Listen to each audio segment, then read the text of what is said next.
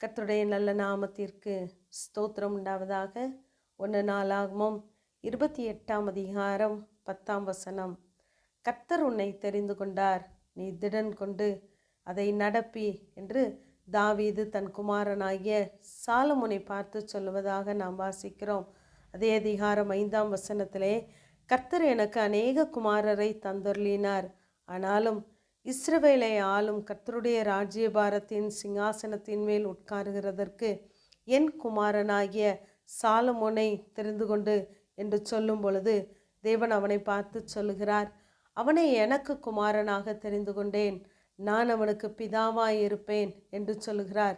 கர்த்தரால் நாம் தெரிந்து கொள்ளப்படுவோமேயானால் நாம் கர்த்தருடைய பிள்ளைகளாகவே பார்க்கப்படுகிறோம்.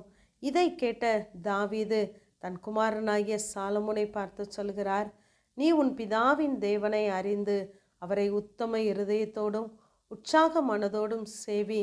இப்போதும் எச்சரிக்கையாயிரு, பரிசுத்த ஸ்தலமாக ஒரு ஆலயத்தை கட்டுவதற்கு கர்த்தர் உன்னை தெரிந்து கொண்டார், நீ திடன் கொண்டு காரியத்தை நடப்பி என்று சொல்கிறார்.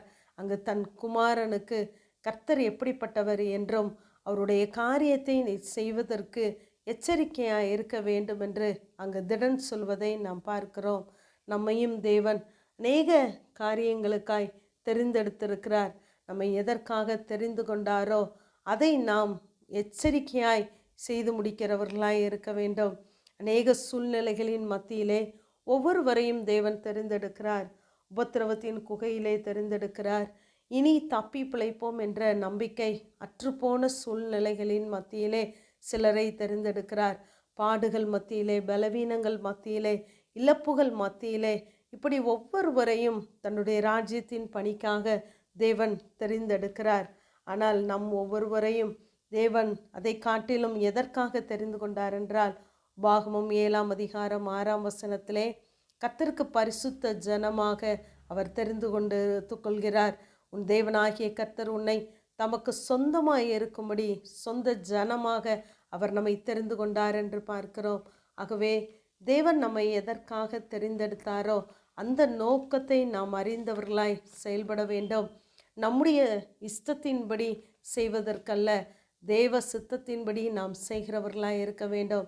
ஏனென்றால் இந்த ஆலயத்தை கட்டுவதற்கு கூட தேவன் ஒரு மாதிரியை அவர் கொடுத்தார் என்று நாம் 19ஆம் வசனத்திலே வாசிக்கிறோம். கர்த்தருடைய கரத்தினாலே அது எழுதி கொடுக்கப்பட்டதென்று.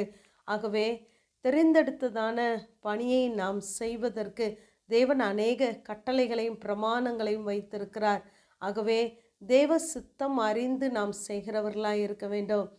ஆதியாகமம் 7ஆம் அதிகாரத்திலே கர்த்தர் நோவாவை பார்த்து சொல்லும் பொழுது 1ஆம் வசனத்திலே, இந்த சந்ததியிலே உன்னை எனக்கு முன்பாக நீதிமானாக கண்டேன் என்று சொல்லுகிறார்.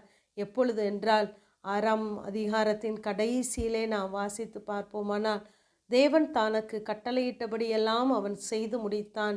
அப்பொழுது அவனை சந்ததியின் மத்தியிலே அவனை நீதிமானாக பார்க்கிறார். நம்மையும் தேவன் அப்படித்தான் பார்க்கிறார். நாம் தேவன் சொன்னவைகளை, கட்டளையிட்டவைகளை செய்து முடித்திருக்கிறோமா என்று நாம் அநேக காரியங்களை அநேக நேரத்திலே விரும்பி தெரிந்து கொள்கிறோம்.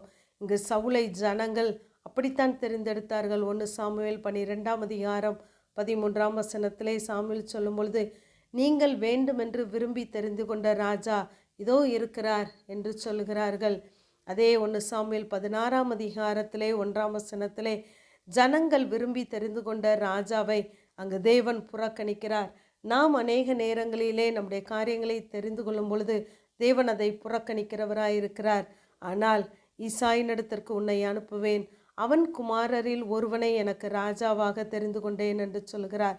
கர்த்தர் தெரிந்து கொள்ளுகிற இந்த பாத்திரத்தின் மத்தியிலே அவர் விளக்கை அணையாத விடாத தேவன், ஒரு கொம்பை முளைக்க பண்ணுகிறவர். ஆகவே தேவன் நம்முடைய வாழ்க்கையிலே எதை நடப்பிக்க தெரிந்து கொண்டாரோ அதை அறிந்து நாம் செயல்படுகிறவர்களாக இருப்போம். கர்த்தர் நம்மை ஆசீர்வதிப்பார். ஆமேன். ஜெபம்.